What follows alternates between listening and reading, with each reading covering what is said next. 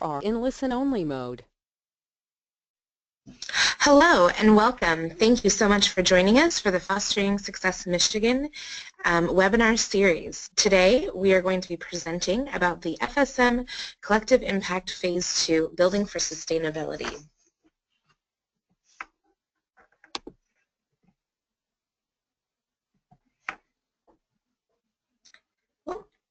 Great. All right, so as many of you know, my name is Maddy Day, and I am the Director of Outreach and Training with the Center for Fostering Success here at Western Michigan University. I will be leading this webinar all by myself today, so a little bit of a unique thing for us. We do always want to let people know that if you are having any issues with housekeeping, you can always call Citrix at the team or at the number listed here, and you can also use the sidebar that you have for any chat or questions. As always, the recording will be available following this webinar, and we will also make this and any of the handouts that are included in this webinar and any other resources available on our FSM.com website in our resource library. So with that, we are going to get started. I would like to say a special thank you to our funders, the Kresge Foundation, the Havermill Foundation, and Western Michigan University. Just a quick note that we want to say a very special thank you for all the work that these funders have done supporting us over the last 5 years of Fostering Success Michigan. And much of the work that we're going to talk about today is really only possible because of these funders and others who have really gotten behind our work and supported us in these collective impact efforts.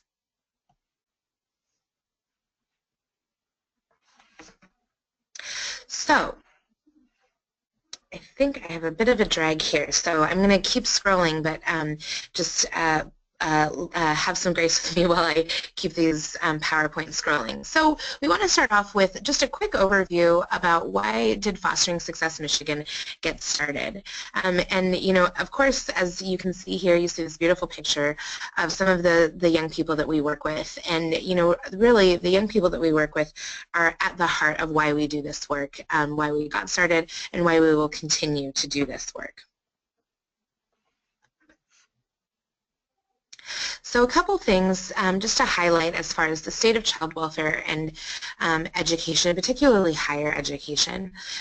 This picture and then the next few slides actually come from an infographic that is available in the handouts feature in your sidebar, and again will be available on the FSM website at the conclusion of this webinar.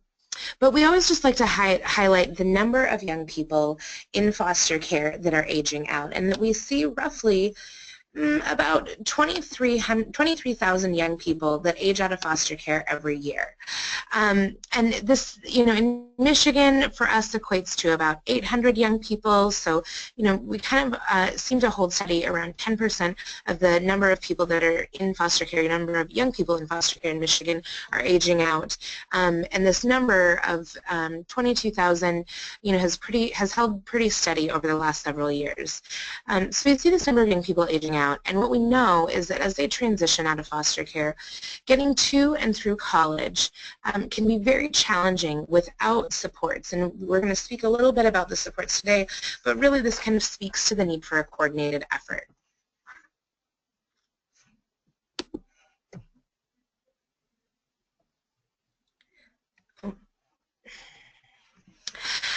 Sorry about that. Again, we just want to highlight that when we talk with our young people in foster care, we have a high number of young people who really aspire to go to college and really have a great aspiration for higher education. However, as they make their way from high school and then into college completion, we see a dramatic decrease in the number of young people who actually earn a college degree.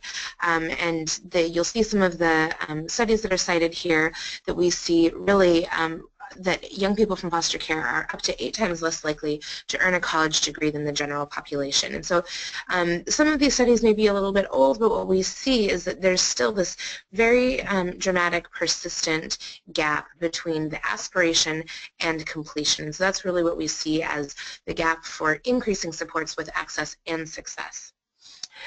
So what is the cost? Why should we be concerned about this? In addition to really just the strong belief that we have here that college is a public good, that it should be a right and not a privilege for all young people, we also see a very high cost to our societies.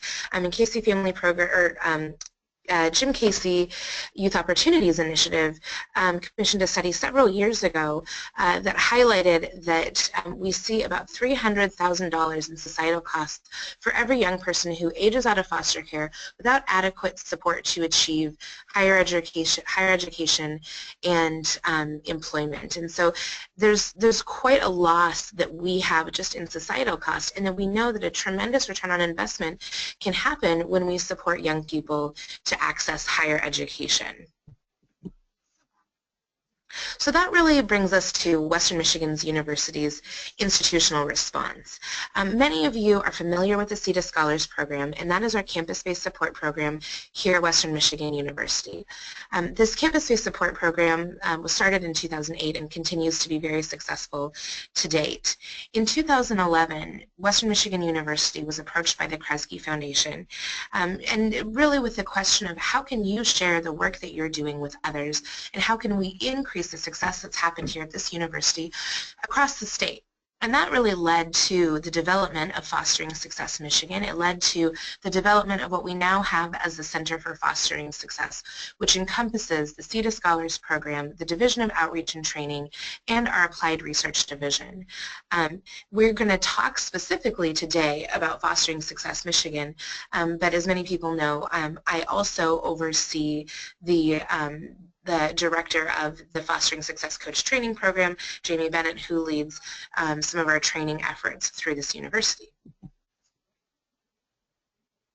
So, Fostering Success Michigan.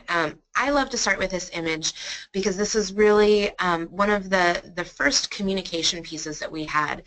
Way back in 2013, we did a survey of the network participants that we had at the time, and we asked them, what does Fostering Success Michigan mean to you? What are we all about? And this is a word cloud that really summarized the responses. And what I love about this is that at the very center of this are our young people. So you see young people from foster care at the very center, and that, you know, we really always want us to stay focused and always will stay focused on the lived experience and the needs of those young people as we are working to improve systems and services for them.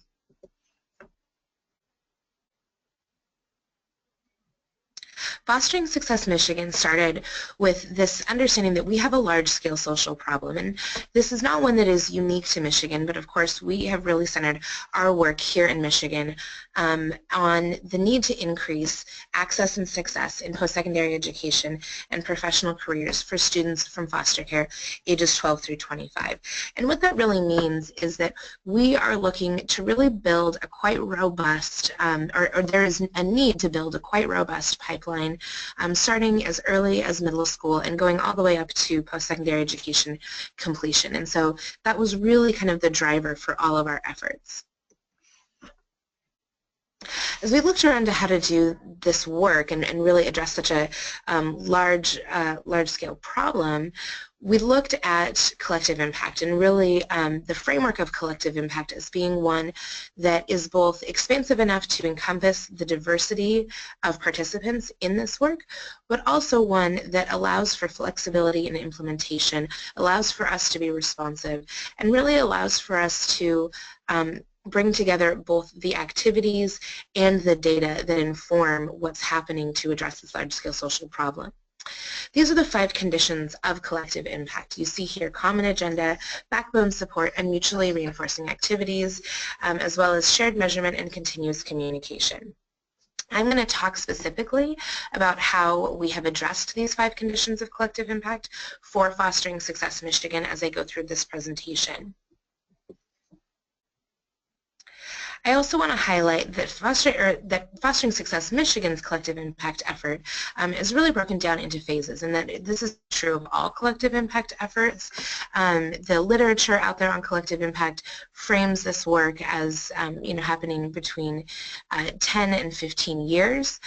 You see here that Fostering Success Michigan began our work in 2012, and really the first 4 years of that work was in the phase that we call initiate action. And this is where we were focused on our short-term outcomes, which we'll highlight in just a moment, and really kind of focusing on building the foundation for the work that was happening. As we have moved into phase 2, we're really moving into organizing for impact. And this will take us, through a substantial amount of time as we really look at, sort of the next 7 years we estimate for this focused work to happen on our immediate outcome or intermediate outcomes. And then we're going to focus on phase 3, which is sustaining action and impact. And that's really the long-term work, and that's really once this collective impact work is really embedded, the sustaining action and impact is really focused on monitoring and making sure that this continues and that the progress doesn't backslide. So right now we are in this phase 2, organizing for impact. Here is just a quick snapshot at the outcomes that we have set before ourselves. These have been the same outcomes that we've been focused on since 2012. You can see they're broken down into short-term, intermediate, and long-term outcomes. One of the things that you may see is, there's a number of outcomes here that are really focused on kind of increasing things that may seem a little bit more intangible. So increasing understanding of best practices. And so these are some of the things that we've had to really think about. How do we measure that? How do we communicate that? What does that look like? And so we'll talk a little bit about that. But I also want to highlight that these intermediate outcomes is where, we're really kind of putting a next level of focus. So increasing enrollment in higher education institutions and increasing college preparation. And you'll see that these are things that, again, span that pipeline, but also maybe a little bit more challenging. We can definitely see through increasing enrollment, we can look at numbers of young people that are enrolling in higher education institutions, but what does it mean to see increased preparation? So this is where we look to our network of partners to really understand how we can measure and monitor some of these outcomes. Because we only have a short time today, an hour, and I want to make sure that there's time for questions, I'm not going to go into our whole kind of summary of what we have found in phase 1, but you can read our developmental evaluation, which is available on the FosteringSuccessMichigan.com website. And you can read a very comprehensive report of our first 3 years of work and this really kind of phase 1 initiating action. And it really breaks down the activities at that point through 2014 that really targeted all of our outcomes, and especially those first 3 kind of short-term outcomes. As we moved into phase 2, we're really focusing on this building for sustained impact, and these are the 2 goals that we have really set for ourselves as targeting the work that will drive those intermediate outcomes. And so we're looking, as it says in the name, specifically at sustainability, and so that's both the long-term support for the work of Fostering Success Michigan as an organization, and also ensuring the sustainability of Michigan's collective impact work. It's important for us to separate these things because we want to make sure that regardless of what happens to Fostering Success Michigan as an organization, that this work that we are all invested and involved in continues, and understanding that within the framework of collective impact, it may mean that Fostering Success Michigan as a backbone organization, which I'll talk to a little bit later, may look differently, but that this collective impact work is something that really has a diverse group of investment and partners and partnership to move forward. So let's get started with our conditions of collective impact. So The first element of collective impact that we really addressed was this common agenda. And Fostering Success Michigan has adopted the Lumina Big Goal, and you can see this here. The larger Lumina Big Goal is about increasing the number of folks who have high-quality degrees and credentials to 60% by the year 2025. Fostering Success Michigan adopted this and said that we will take the part of the piece of this pie that speaks directly to students from foster care. And so we are really working in partnership and in tandem with organizations like the Michigan College Access Network, the Michigan Community College Association, and other college access efforts both within the state and within the country who are working toward this, what we call this Lumina Big Goal. So we really are driving toward this increased number of degree obtaining for our students from foster care. And I always want to make sure that we include that this, when we talk about degrees and credentials, we're talking about 2-year and 4-year degrees. We're talking about high quality certificates and credentials beyond high school education. The next element is the backbone organization element, and this is the one that's probably most visible for folks that have had any experience working with Fostering Success Michigan. Fostering Success Michigan really sees ourselves as an organization not as the expert, but as a network of experts, and that we really are here to serve as a hub for all of the diverse experts within this work. We have 3 main strategies that drive the activities of our backbone organization.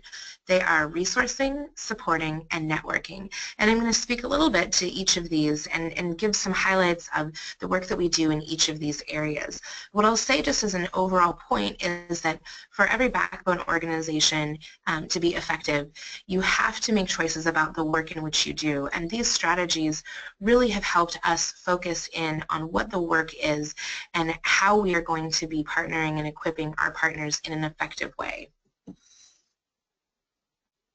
So the first backbone strategy is resourcing, and this is really our foundational strategy of building the knowledge capacity for those participants in the FSM network.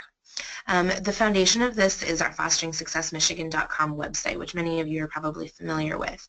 We currently have over 500 resources on this website, and in addition to pulling from resources from partners across the state and across the country, we also build a number of our resources in-house. So we have our resource guides, our webinars like these, and our podcasts.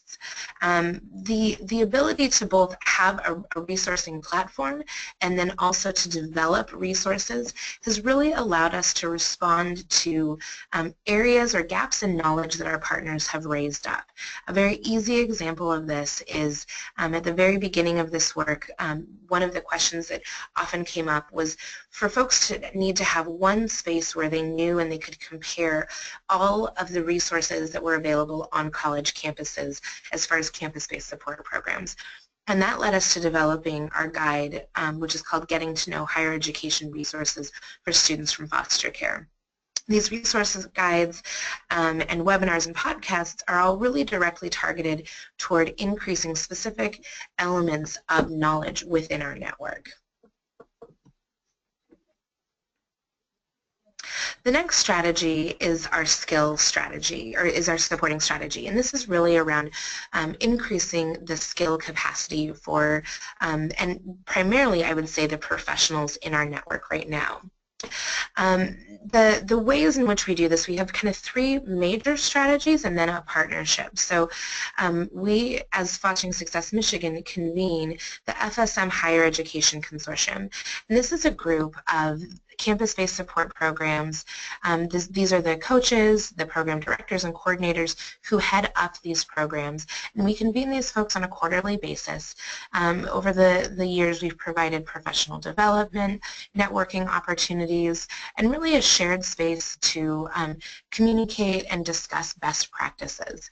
We really believe that by providing this space and convening this group, we can increase the skills that the folks have that are leading these campus-based support programs, which then will increase the support that's available and offered on our secondary campuses.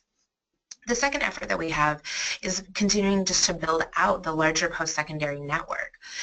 This has involved working with institutions to develop their campus support efforts, understanding that not every campus is going to be ready or able or equipped to support a program, but every campus can have some effort as far as a champion or some networking strategy that provides coordinated support for students on their campus. This also encompasses our partnership with the Student Scholarships and Grants Office as part of the Michigan Department of Treasury to identify and increase the skill for financial aid champions. The last effort is our community partner presentations. Michigan is really fortunate to have a number of folks who are very dedicated both on the child welfare side and the education side to supporting students that have experience in foster care, particularly on the college access side. So we work very closely with Michigan Department of Health and Human Services to provide presentations and resourcing to their education planners and their MYY coordinators. We also work with the Michigan College Access Network, their local college access networks, and the variety of Michigan advising corps to provide presentations and really direct partnership and consultation around the needs of students with experience in foster care as they're interfacing with them. And then the last strategy that we have is really a partnership with the Fostering Success Coach Training Program, where we're able to direct our professional partners toward the training program and different elements of the training to receive kind of that next level of skill development in their work with students with experience in foster care. So I want to highlight our campus-based support programs. You see all of our 16 current programs here, and I just always want to give a shout out to the amazing work that they're doing. They work tirelessly on their campuses every day to support the students with experience in foster care there. I will also say, just as a side note for folks to know, when we started this work, we had, in 2012, there were 5 identified campus-based support programs. So the growth to 16 now is quite impressive, and I think really speaks to a level of understanding within our partners in Michigan and our post-secondary institutions that that campus-based support programs can work, they do work, and that they're worth the investment and the effort. Here you see the elements of our campus-based support programs here in Michigan. All of our programs use the Supporting Success Guide by Casey Family Programs as a foundational framework for their work. You can see the different elements that these programs include, and I'd just like to kind of highlight that all of these elements show up differently on college campuses because they really reflect the culture and the resources and the needs that both the students in the campus and the community have. And so while every program may have a mentorship element, it's going to look different from campus to campus because it's going to reflect what's available and what's needed for students at that campus. I have a little asterisk down here by financial resources. One of the things that I like to highlight is that most of our programs have some element of funds that are available, for emergency fund type needs, and then some programs have some scholarships that vary from either merit-based scholarship, tuition-based scholarship, but they're all a variety of financial aid resources are all described in our higher education guide that I mentioned previously. So I encourage you to check those out. The next element, and I spoke to this earlier, is what we call our designated campus champions, and this is really a part of building our FSM post-secondary network. These are folks in any department or at a post-secondary institution who agree to act as a point person with experience in foster care. And the tagline that we like to say is, you may not know the answer, but you agree to find out. And it's such a critical piece of support for our students, knowing that even if a campus doesn't have full program, that there is somebody there on campus who understands and is connected to the larger community that supports students from foster care. We see these folks in advising, we see them in admissions, we see them in TRIO programs, quite a range of support that is available. We see them, both interfacing on the pre-college side and the college side. So we always want to encourage folks to, to look for those people on their campuses. And if you are on a college campus and you're thinking, we're interested in getting involved in this work, but we're not sure if we can build a program yet, becoming a designated campus champion is a great way to start. And you'll see this quick map here that we have on the side.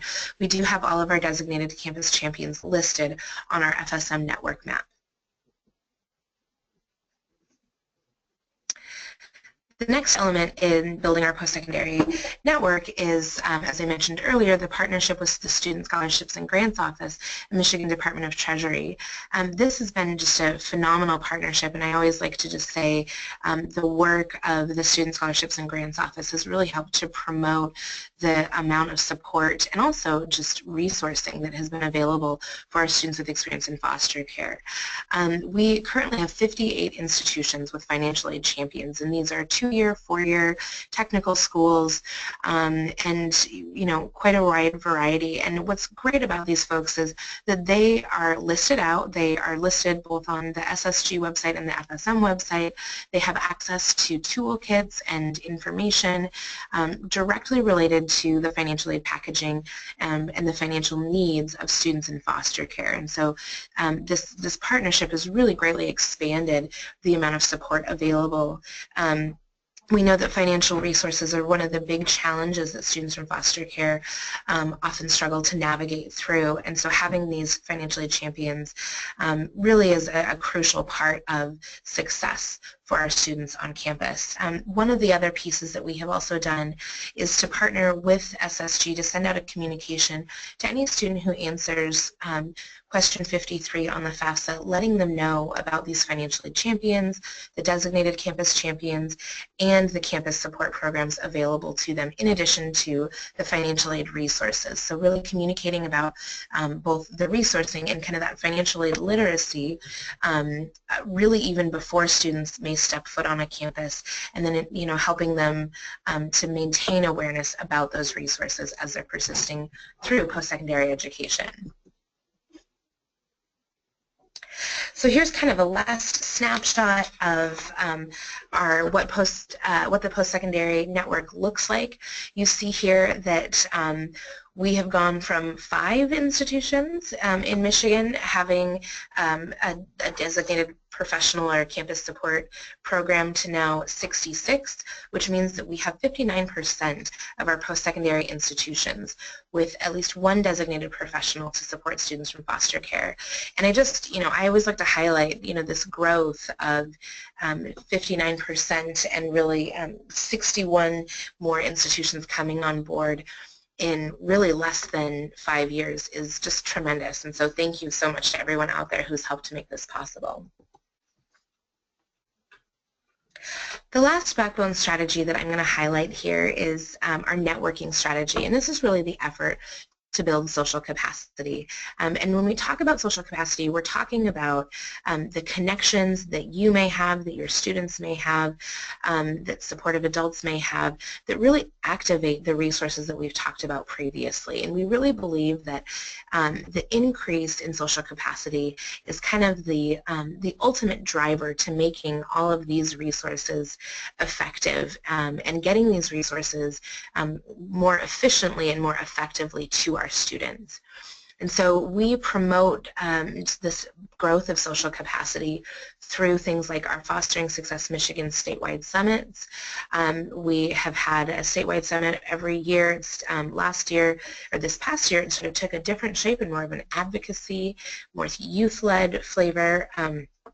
We've also had our community collaborative events, and previously to that, we had our regional network meetings. This shift toward community collaborative events has really allowed us to kind of dig down deeper into focusing on the 7 life domains, and so really building capacity around both the needs of the students and the diversity of people to meet those needs. And lastly, we have our student leadership activities. These have ranged. Every year we've had some sort of focused student leadership effort. In years past, it's been leadership retreats to Washington, D.C., student leadership around developing our statewide summit. Student leadership now is really focused on developing a forthcoming guide that is going to be written to students by students, and definitely one of those things that we want you to stay tuned for. We also have opportunities for students to speak on panels, to speak on podcasts with us, and really to be a part of shaping and giving feedback to how the development of this education pipeline is happening here in Michigan. We just think it's very important to have our students and their voice central to the greater effort that we are leading within this collective impact effort. Here's a snapshot of our network map. You can find this under the network tab on our website. And you know, I always, this image always makes me happy because seeing all of these blue dots is an indicator of all of the people who are out there who we know of, who have identified themselves on our map, or we have identified as being supporters of students with experience in foster care. And so you see it's quite a few dots, and the growth of this map, you know, has really been quite exponential over the last 5 years. And you know, I would guess that in a couple more years, this map is going to be even more covered in blue as we have you know, more partners, more participants, and more folks signing on to say that they're going to be part of supporting our students with experience in foster care in the education to career pipeline. And this is our last networking image. This is an image that's a little bit outdated, as you can see that we have the old DHHS logo on here, but that really this is a way for folks to see how they are networked through Fostering Success Michigan together. And so really, you know, that this is, you know, a snapshot of how, you know, our campus support programs are connected to community organizations, they're connected to funding partners, to college access initiatives, local college access initiatives, and so on. And so you can really see how easily it is, with Fostering Success Michigan being this hub of network participants, to really expand your social capital. So the next core element that we're going to talk about is our mutually reinforcing activities. You've heard me speak about the FSM network, and you've heard me talk, you know, say this word and talk about some of those folks. And really, to distill it down, the FSM network is made up of students who experience foster care and the professionals in support of adults who serve them. And these are really the 3 main constituencies that we see in what we call the FSM network. It became very clear to us early on that with such a diverse array of participants, we needed some way to organize the activities and the resources for these participants.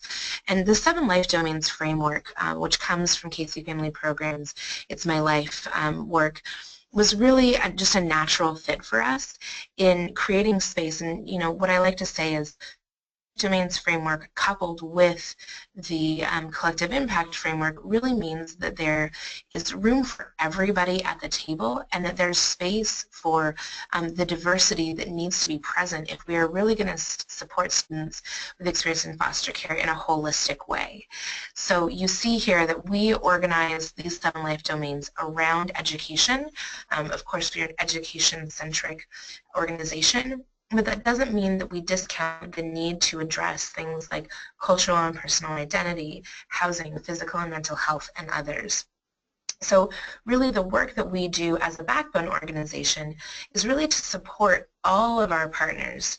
And I'll show this slide next. That really speaks to kind of the diversity of our partners. You know, so really supporting all of these different partners to do what they do best, and that our hope is always that we are never asking our partners to do more, but really to be able to support them, to do what they do best, to stay in their lane, and to know that they are the expert in what they are focused on, but they are networked to a bunch of other experts. And so, for folks in housing, you can be the expert in housing without worrying about knowing all of the nuances of financial aid, because you are networked with financial aid champions. And so this really kind of ripples across our whole diverse network, and has really been a very effective way for us of organizing just the great number of people and resources who are involved in this work. The next condition of collective impact is shared measurement. And I always, when I talk about collective impact and I talk about the work of Fostering Success Michigan, I always like to start off with shared measurement as saying shared measurement is about shared trust. And yesterday I was able to do a podcast with one of our colleagues at Strive Together, Bridget Jankars, who started her work with Fostering Success Michigan. And so we were talking about collective impact.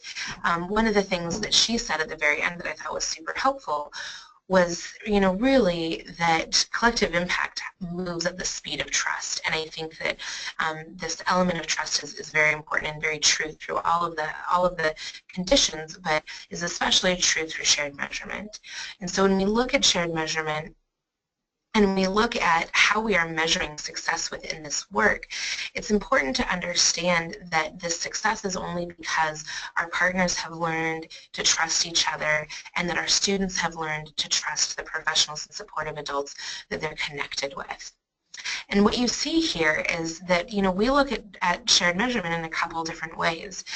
Yes, we are interested in seeing the number of graduates. We want to know that there's, increasing number of graduates, increasing number of students who are supported by campus-based support programs. This speaks to, the enrollment, the persistence that we're always monitoring. But we also really want to highlight the success and the success stories, and that the success looks different, and that for some students, successes are not just in graduation, but there's these incremental, and I would say for all students, there's incremental personal victories that lead toward that graduation. So moving into a first apartment, buying your first car, maintaining a budget, studying abroad, holding internships, being a participant in, things like the Congressional Youth Shadow Day. These are all successes that we want to highlight, and they're all points of light that we are looking at to really monitor and see how do these points of light kind of align toward this bigger kind of goal that we have, this big light out here of graduation and post-career employment.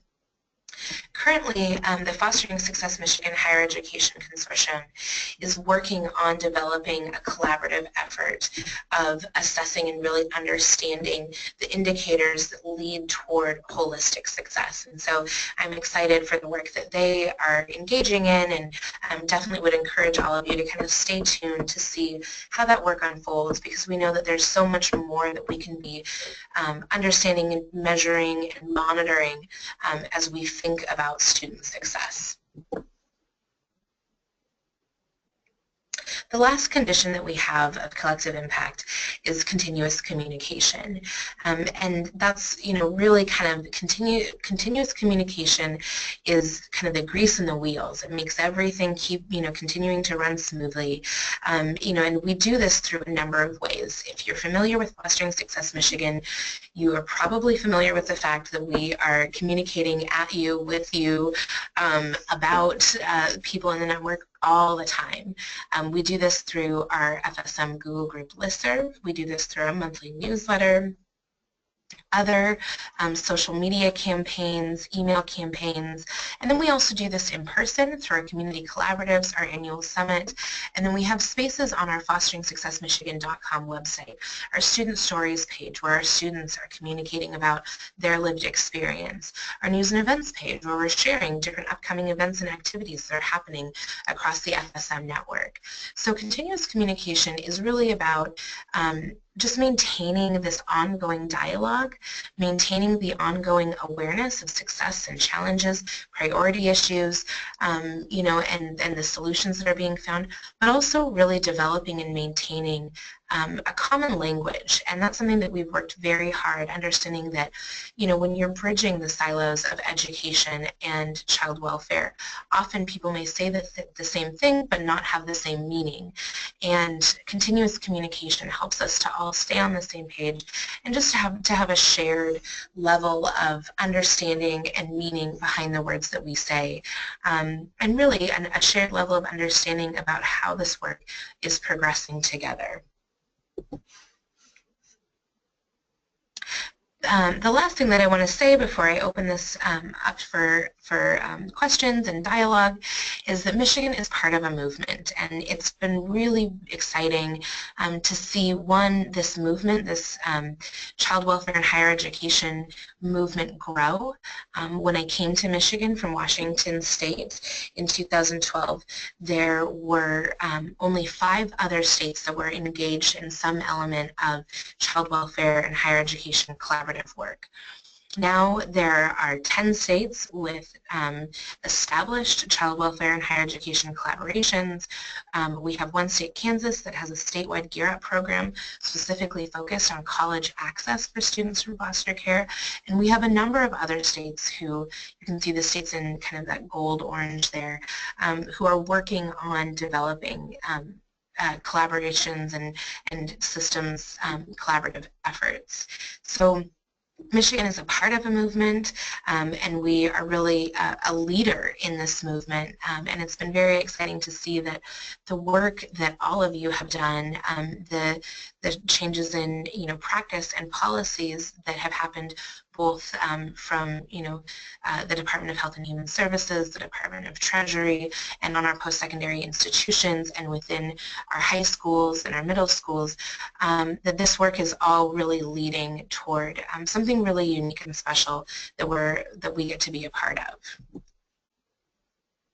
And here, just for a snapshot, is just a list of the statewide higher education and child welfare coordinating organizations. When you receive this PowerPoint, you should be able to click on any of these links and follow the links to their information. You can also find them on our national map on our fosteringsuccessmichigan.com website. And with that, I am going to open this up for question and answers. So I am happy to expound upon anything. I know I may have kind of jumped through some things fairly quickly. I know that there's a lot of nuances to collective impact. So if you have questions, or as you were thinking about, maybe kind of your role in maybe Michigan's collective impact work, or others, other states or other collective impact work that you're involved with, I encourage you just to send me any questions that you may have. So I will see, it looks like we have a couple questions to kind of get us started. So one is, so how do you identify areas of expertise in the network, and what do you do to lift up those partners? So this question, to me, the way that I understand that is how we as a backbone organization identify, some of the experts in this work, and then support them and really kind of broadcast or share what they're doing in those best practices that we're learning and seeing. And so one of the things that I would say that we always start off with is hearing from our students. And I think we've worked really hard to kind of always keep some element of student communication directly to us as a backbone organization, whether that is having a student ambassador who is part of our work directly, having students who sit at our table at our meetings and different planning sessions, having students who review all of our work, and students that participate in our activities. We kind of always have this ear to our students. And we hear a lot from our students about the things that work. We also hear about the things that maybe don't work. But, some of those things that we hear about, MYOI is a great example. When we talk to our students and ask them, what do you need to succeed? Or what would be hard if this went away and you couldn't, you didn't have it, what would you miss? MYOI, the Michigan Youth Opportunities Initiative, is, one of the things that comes up most often. And I think it makes sense for a lot of reasons. Having MYOI available in almost all the counties that we have here in Michigan, for us is a great leverage point for sending out college access information, for connecting both our campuses to sort of the local young people that have experienced foster care in their area, and also really helping to support MYOI in their efforts to build skills around education attainment and employment for the young people that they work with. And so when we hear about things like MYOI, we really want to make the effort to highlight why they're such a value and what they're doing that is of so much value. And so we do things like having webinars. Our webinar in November highlighted some of the great efforts that our MYOI coordinators are doing around skill building, life skill building. And so we want to highlight those things and share and disseminate those best practices across our network. And of course we want to do this in ways that are efficient. We can't maybe go out into every community and be there in person, so we leverage a lot of our technology to do that. We do also, hear about things, some resources that students, talk about. One of the biggest resources has really been the Fostering Futures Scholarship.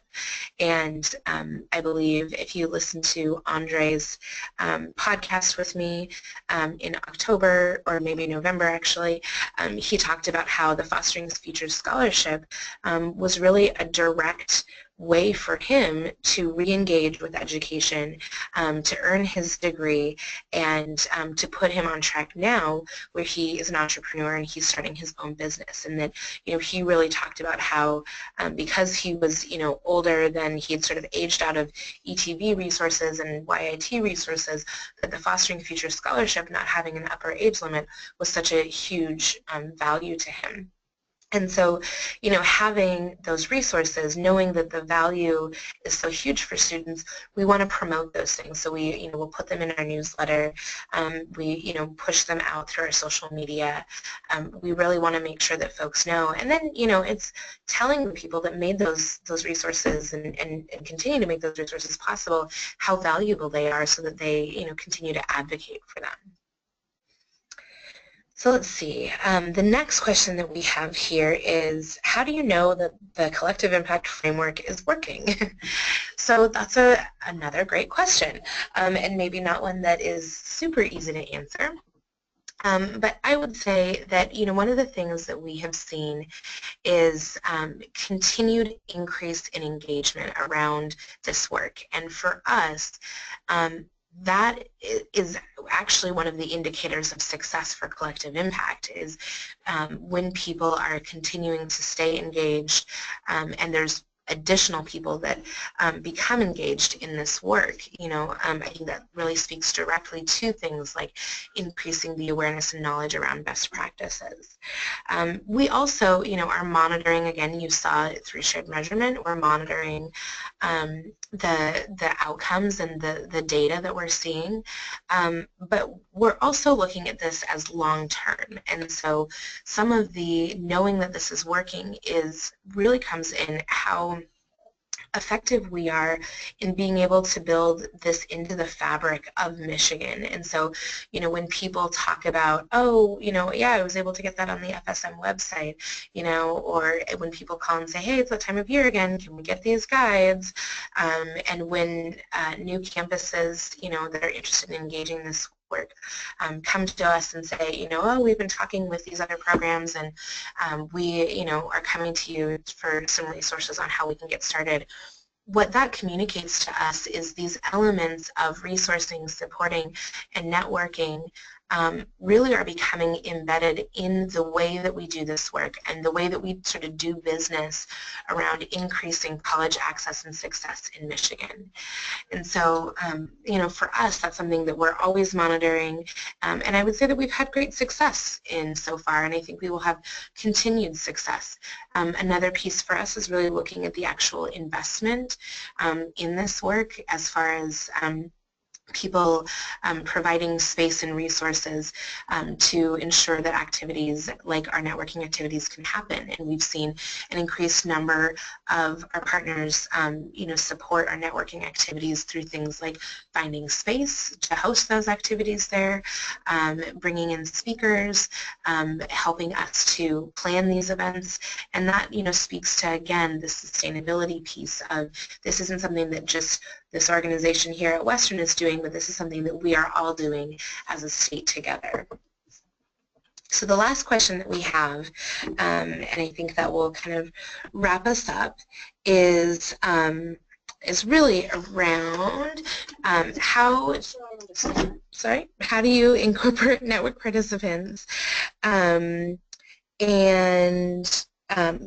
how do you help these folks stay accountable to each other? So I think with that, I will also add, how do you incorporate student voice? So as we said, our network is pretty broad. We have a wide variety of participants in our network, and in many ways it can be easy to not include our students at the table because we as professionals are so accustomed to just kind of doing our business with other professionals. But we need to really incorporate these students from the very beginning, and so a lot of times it comes with just asking feedback for things. We do a lot of work. We send out, anytime we update a guide or create a new resource or have new ideas about activities, we have a group of students who we're connected with, who we send it out, and they give us feedback. We also value that feedback, and by that I mean we actually put a monetary value on that feedback. So we have incentives, understanding that if we as professionals are being asked to do something, we're going to do it on our professional time, which means we're going to get paid for it, right? And so we value our students. We pay, we provide incentives through gift cards and different things for our students, so that their time and contribution to the network is also valuable. And I think part of so that is maybe one part of the answer, keeping our students' voice at the table and incorporating it into what we do. The other part is, how do we hold our network partners accountable? And I would say that part of that accountability actually really comes from network partners holding each other accountable. And network partners really speaking to each other about the value that they find through engagement, through the resources, through participating in skill building. And so we really look to our partners to speak to what they have received from the work of Fostering Success Michigan, and how they have been, how their work and support of students has increased or improved based on that networking within and access to the FSM network. So it's not so much us holding our partners accountable as much as it is really this actually, I would say, goes around continuous communication. So providing spaces where there can be this continuous communication for, are you getting what you need? Are you raising up the challenges that you have? How is this improving your own work? And then how are you sharing what you're learning with other people?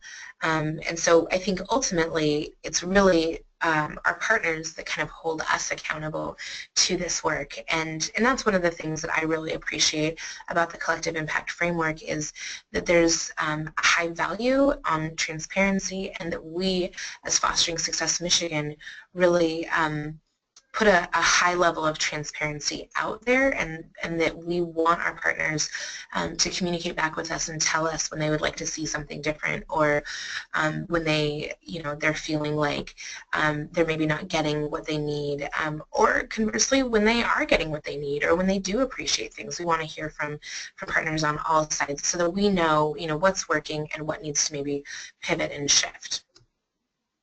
So I think that those are the questions that we have for today. And I just want to say thank you to everybody. I know for many of us here in Southwest Michigan and probably across the state, it's a snowy day, and so we're all kind of thinking about maybe packing up and heading home before things get too bad. And so thank you so much for joining me on this webinar. Again, this webinar is available, will be available on our website. Feel free to share it. If you have any questions or comments or thoughts afterward, you can always contact me directly. You see my email there.